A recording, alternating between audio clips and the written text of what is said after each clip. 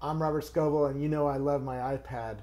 Aweditorium is an app, and it's a free app, and it's a great music listening experience, but it's also a really great way to sample artists and discover them and discover them in a light that you normally wouldn't on the web. Aweditorium, which is reimagining music on the iPad. I realized that as my designs evolved and matured, that I was actually no longer designing for web browsers, and I was designing for something entirely different. So it was very fortuitous for the iPad to come along. What's interesting about Aweditorium is that it basically has the same infrastructure. It's all the interface is client side, but all the content is coming from a server. And so all these photos are being streamed in when you need them. And we have a lot of really interesting ways to optimize it so that it feels like it's all locally stored on your iPad.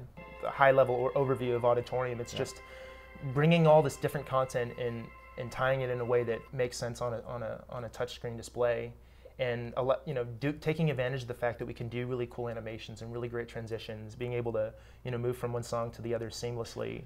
So in 1939, a 23-year-old designer at Columbia Records named Alex Steinweiss suggested to his bosses that they should stop selling music in plain carton slips, and use his art instead as a way of interpreting the music. So this is sort of a visual representation.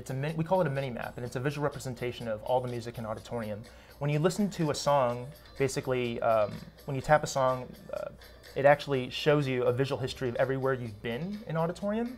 Okay. And these other dots are representations of other users in Aweditorium. We break up the information about the artist into these little snackable blips, so it's a more readable experience instead of a giant 5-paragraph breakdown of the artist.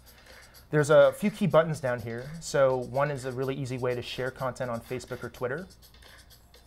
And this is a history of everything that I've shared on Facebook. Okay. So I'll tap this song and it'll actually take me to that location on the map. The company's been around for about 3 years, and we bootstrapped for the first year, and then took on some additional funding from Paul Graham at Y Combinator and Reid Hoffman and Joey Ito.